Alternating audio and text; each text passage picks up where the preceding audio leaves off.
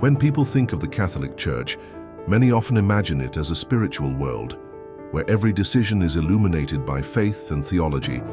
But in reality, behind the ancient walls of the Vatican politics is the main controlling factor here. Powerful cardinals lobby, negotiate, compromise, and even clash to decide who will become the successor of St. Peter. After all, popes and cardinals are only human. They hold power in this life. But when they stand before God, whether they are popes or ordinary believers, all are judged equally. There is no priority in the afterlife for the high-ranking clergy of the Catholic Church. Yet one cannot deny that the papacy wields profound influence over global politics and society as the spiritual leader of 39 billion faithful. The Pope's influence even rivals that of the US President or the UN Secretary General. Therefore, the election of a Pope is not just a religious ritual, but an event of historical significance where faith and politics intertwine, where opposing factions compete to place their candidate on the throne. Over the past 2,000 years, there have been contentious elections, forced resignations of popes' candidates eliminated during conclaves, and even legends of a female pope, whose story was later concealed. So how does one become pope? What really happens behind the closed doors of the conclave? Do the cardinals of the Vatican have the final say, or are they still influenced by outside forces? In this article, we will step into that mysterious world together to explore from the strict rules of the Church regarding the election of the Pope, to the behind-the-scenes power struggles, the historically shocking elections, and the figures who changed the face of the Catholic Church. How did the Church come into being? To understand the stories behind the walls of the Holy See, we must first look at the origins of the Church and its role in Catholic life. In fact, the Church has existed for over 2,000 years, dating back to when Jesus was still teaching in the land of Palestine.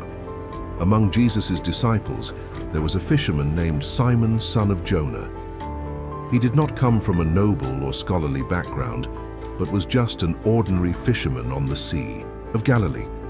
Yet Simon was one of Jesus' most loyal disciples. One day, Jesus said to him a phrase that became the foundation of the Catholic Church: "You are Peter, and on this rock I will build my church, and the gates of hell shall not prevail against it. I will give you the keys to the kingdom of heaven. Whatever you bind on earth shall be bound in heaven, and whatever you loose on earth shall be loosed in heaven." These words were a declaration of profound significance, laying the foundation for a power structure that would endure for over 2 millennia. That is the Roman Catholic Church. Jesus chose Peter as the leader of the Church, making him the first pope.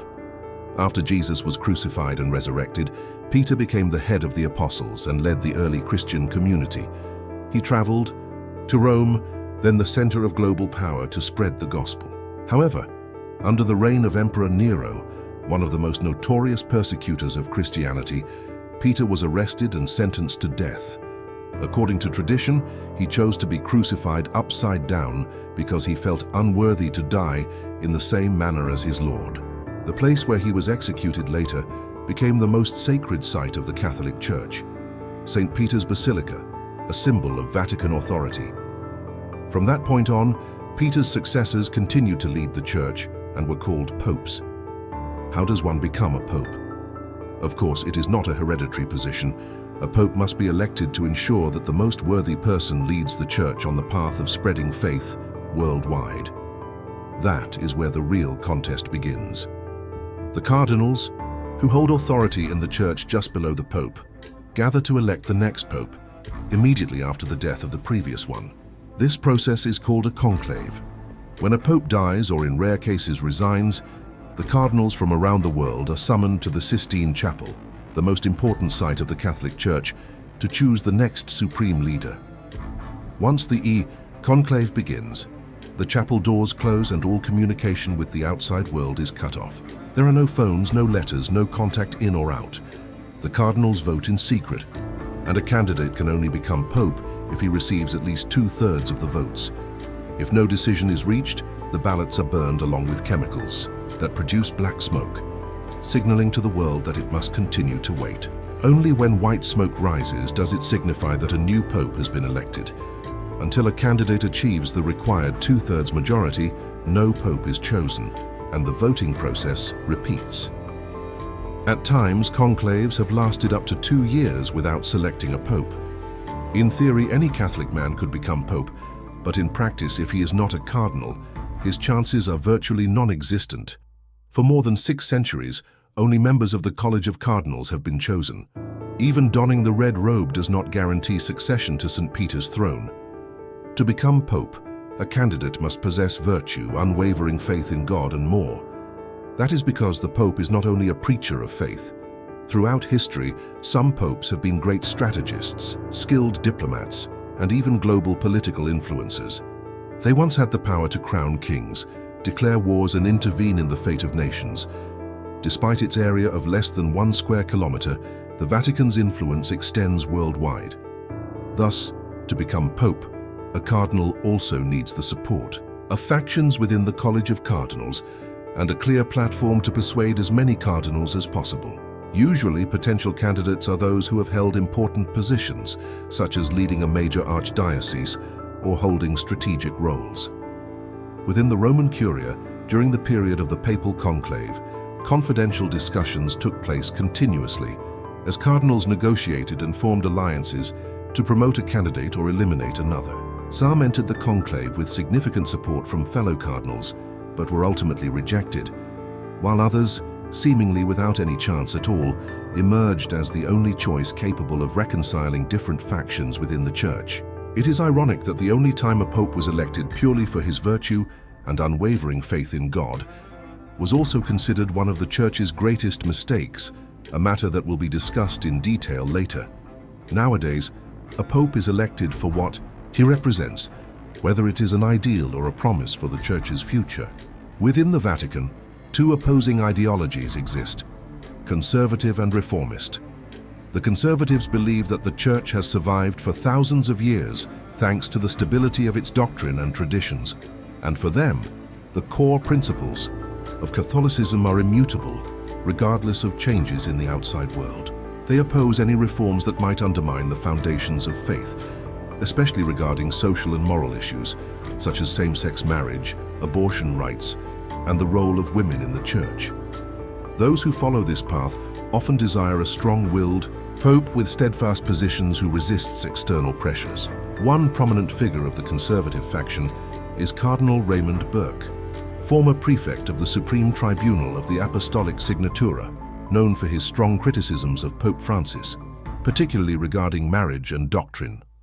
Burke also opposed Vatican efforts to relax regulations on divorced and remarried Catholics, viewing them as signs of weakness. The conservative vision dominated the Vatican for centuries, with popes such as Pius IX, who proclaimed the dogma of papal infallibility in 1870, and Pope Pius V, who maintained a cautious attitude towards social changes during World War II. Perhaps the most recent and typical representative of the conservatives is Pope Benedict XVI, who consistently emphasized the importance of doctrine and tradition while opposing changes that could weaken the Church. His resignation in 2013 marked a significant turning point that gave the reformist faction an opportunity to rise. In contrast to the conservatives, reformists believe that without adaptation, the Church will gradually lose its place in modern society. They want Catholicism to be more transparent in financial matters, more open to social issues, and more accepting of scientific and technological advances, while reforming its structures to align with the 21st century. Those who follow this path believe the Church cannot remain detached from real life, especially among the youth who are increasingly disengaged from religion. They support a flexible-minded pope who is willing to dialogue with the world instead of remaining closed within ancient rules. The most prominent figure of the reformist faction is Pope Francis. From the very beginning of his papacy, Francis implemented a series of bold reforms, purifying Vatican finances, simplifying ceremonial practices, and adopting a more open attitude towards issues such as homosexuality, the role of women, and social justice. He once shocked the world by saying of homosexuals that if a person seeks God with a sincere heart, who am I to judge? Although Pope Francis has introduced positive reforms and garnered significant support within the Church, the conservatives remain strong and are waiting for an opportunity to regain power.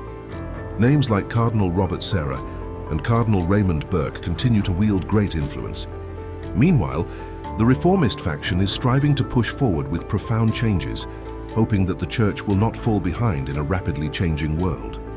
Beneath the surface of the Vatican's two-faction structure lies hidden power dynamics. The Vatican is not simply split between conservative and reformist camps. It is a battleground for entrenched power groups that have existed for centuries, each with its own strategic vision and ambitions. The Italian cardinals once held a near monopoly on the papacy. For over 400 years, from the 16th century to the late 20th century, every pope was Italian. This was not only tradition, but also the result of a deeply rooted power network entrenched in the Roman Curia, where the Italian cardinals controlled the Vatican's most important positions, with the Holy See itself located within the heart of Rome. However, in 1978, a non-Italian pope was elected, John Paul II from Poland. This was not only a historic turning point, but also a huge shock for the Italian cardinals. They lost their monopoly, though not their power. To this day, despite losing exclusive control, they still influence many key departments in the Curia, wielding significant sway over Vatican financial and political decisions. Ideologically, the Italian cardinals tend to be conservative, valuing Catholic traditions, resisting abrupt changes, and working to keep the Vatican on its traditional path, a strong but insular church that is not easily swayed by the outside world. If you have seen the film Conclave, the character Cardinal Teresco represents the views of the Italian cardinals. The Jesuits, meanwhile, are the rebels within the Vatican. If the Italian cardinals are the bastion of tradition, the Jesuits are the most intellectual and powerful Catholic order, yet they were also once persecuted by the Church itself. The missionary Alexandre de Rhodes, who helped create the modern Vietnamese script, was a Jesuit. In 1773, the Jesuits were disbanded under pressure from European monarchies because they were too powerful, too independent, and too difficult to control. Even after being eliminated by the Vatican, they survived, underground, maintaining their network and awaiting a return. More than a century later, they were reinstated, and their greatest turning point came in 2013, when a Jesuit was elected Pope for the first time, Pope Francis. This was not just a personal triumph, but also a sign that the Jesuits had regained their place in the Vatican. The Jesuits tend to favor reform, support transparency, promote the role of the laity, and are open to social issues. They advocate modernizing the Church to make Catholicism more relevant to the contemporary world, which makes them a thorn in the side of the conservative forces. If the Jesuits are the revolutionaries, Opus Dei is the secretive conservative force. Founded in 1928, Opus Dei has a vast network of members who hold important positions in finance, politics, and the Vatican. Unlike traditional orders, Opus Dei operates discreetly and even mysteriously. They are rumored to influence major Vatican decisions, control financial flows, and even participate in politics in ways few could imagine. The ideology of the Opus Dei group leans toward conservatism. They oppose reforms that could undermine Catholic traditions, object to doctrinal freedom, and always seek to maintain the influence of the Vatican in global political life. So, what does all this mean? It means that when a pope is elected, it is not only the illumination of the Holy Spirit, but also the result of negotiations, compromises, and sometimes plans prepared years in advance. A candidate may enter the conclave with very high chances, but end up abdicating due to losing support, while seemingly obscure candidates might suddenly be chosen because they are the only option the factions can agree on. Sometimes forces outside the Vatican also try to intervene. Electing a pope is not merely a religious ritual. It is also a political chess game where every vote can change the future of society. When the doors of the Sistine Chapel close, all these forces try to put their candidate on the throne of Peter. Throughout the history of the Church, there have been elections that went smoothly, but there were also times when the results shook the entire Vatican, such as when there were 3 popes at once. Let us rewind to 1378, the beginning of one of the worst crises the Church had ever experienced, the Western Schism. That year, after the death of Pope Gregory V, the cardinals faced immense pressure from the Roman populace to elect an Italian pope. As a result, Cardinal Bartolomeo Prignano was elected and took the title of Pope Urban VI. However, instead of bringing stability, he quickly made many cardinals unhappy with his harsh leadership style and strong reforms. Only a few months later, a group of cardinals declared the election invalid and chose another pope, Clement VII, who established his court at Avignon, France. From there, the church fell into unprecedented chaos, with 2 popes, and later 3, when Pope Alexander V emerged, each supported by different groups of cardinals and countries. It took nearly 45 years for the dispute to be resolved during the Council of Constance from 1414 to 1418 by deposing all 3 popes and electing Martin V, ending the crisis. When the CIA intervened in the election, if the 1378 crisis caused a schism that lasted for decades, the 1958 conclave left behind mysteries and questions that remain unanswered to this day. In 1958, during the height of the Cold War, communism was spreading across Europe, and the Vatican feared that Catholicism might be pushed back in many parts of the world. Amid this political storm, Cardinal Giuseppe Siri, a hardline conservative, was expected by many in his faction to become the perfect pope to confront the Soviet Union. According to several sources, Siri had enough votes to win, but in the end, an unexpected event occurred, and he was removed from consideration. What was the reason behind this sudden change?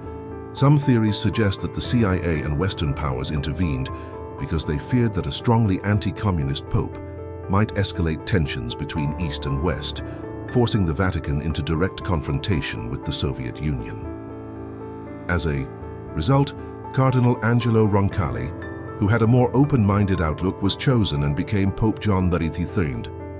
The first thing he did was convene the Second Vatican Council, introducing a series of reforms that transformed the entire Catholic Church. The election of Pope Francis opened the door to more liberal trends that the conservative faction had always tried to block. Francis never imagined he would be elected, especially since the 1958 conclave was rumored to have CIA influence, whereas the 2013 conclave was a tense battle among factions within the Vatican itself. This time, the Church was facing another crisis as Pope Benedict XVI announced his resignation, a decision nearly unprecedented in modern history. The public questioned why he would abandon the throne of St. Peter. Some said it was due to health, while others suggested that the Pope could not withstand the pressure from scandals and internal divisions within the Church. All predictions at the time centered around 2 leading candidates, Cardinal Angelo Scola from Italy and Cardinal Marc Ouellet from Canada. Both were considered conservative figures, yet in the final rounds of voting, a surprising name emerged: Jorge Mario Bergoglio, an Argentinian cardinal who was not even among the top contenders, not from Europe but from Latin America, and a member of the Jesuit order. He became Pope Francis, a shock not only to observers but also a seismic event within the Vatican. A Jesuit pope, from an order known for its independent action and reformist thinking, now held the highest authority in the Catholic Church.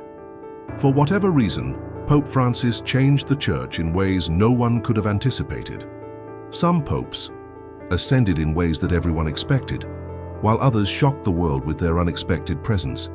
Some were forced to abdicate, some changed history, and some never even existed or were erased from history. Pope Joan, the only alleged female pope, is one of the most mysterious stories in papal history. She is said to have become pope in the 9th century, disguised as a man climbing the church ranks, and finally being elected pope without anyone knowing her true identity. But then one day, she gave birth during a procession in Rome, leading to public outrage and many theories about her fate, execution, exile, or simply being erased from church history. Naturally, the Vatican denies the entire story, dismissing it as legend. Yet curiously, for centuries afterwards, during papal coronations, there was always a procedure to ensure that the candidate was indeed male. Whether this was a coincidence or evidence of a real event, no one can be certain. The tragic story of Pope Celestine V follows a similar thread. Pietro Angelerio was a hermit with no political ambitions, living an ascetic life in a cave on Mount Morone in Italy. According to some accounts, his reputation spread as that of a living saint, earning him admiration he never sought. But after the papal conclave of 1294 dragged on for 2 years without a decision, the cardinals elected him as a compromise because he was a man of virtue and they made a mistake. Legend has it that Pietro Angelio, upon hearing that he had been suddenly made pope, was extremely frightened and refused. He even considered fleeing, but eventually, under great pressure, he was forced to accept. It is said that when Pietro Angelio came to Rome to take up his position, instead of sitting in a golden carriage and wearing lavish ceremonial robes, he rode on the back of a donkey and wore only an old brown monk's robe. Celestine V, an elderly monk, had no ability to lead a complex power structure like the Vatican. He spoke very little and was extremely hesitant when making any decision. He was completely unfamiliar with the factions and political intrigues within the Vatican. Therefore, only 5 months later, he announced his resignation, becoming the first pope ever to do so. But the story did not end there. His successor, Pope Boniface VIII, did not want Celestine V to remain free, fearing that opposing forces might use him to cause division within the church. Therefore, Celestine V was arrested and imprisoned in a castle dungeon, a damp, cold place completely isolated from the outside world. An old man over 80 years old who had never harmed anyone was forced to live in loneliness and misery for 10 months and of course could not endure it.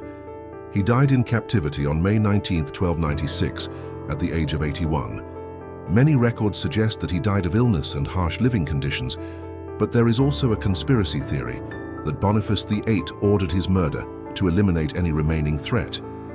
The Cadaver Synod, a trial where a deceased pope was judged, is one of the strangest and most gruesome events in church history. While Celestine V faded quietly from the scene, Pope Formosus became the center of this dark chapter. Everything began in 896, when Formosus died. He had been a controversial figure with many political enemies, especially within the church. No one could have expected that just a few months after his death, he would still not be at peace. Pope Stephen VI, his successor, ordered Formosus's decomposing corpse to be exhumed, dressed in papal vestments, and put on trial before a council of cardinals. Indeed, it was a real trial, with the accused being a corpse. In this bizarre proceeding, a deacon was assigned to represent Formosus and answer questions from the court. Formosus was accused of usurping power and violating church laws. His corpse was stripped of its papal robes, the fingers used for blessings were cut off, and his body was thrown into the Tiber River. But this nightmare did not end there. A few months later, Pope Stephen VI was deposed and killed in a coup. Formosus's body was recovered and reburied, and the church declared the trial invalid. Yet this event shook confidence in the church and became one of the darkest chapters in Vatican history. When it comes to unique popes, one cannot ignore Pope Francis, who has almost broken all the rules set by previous popes.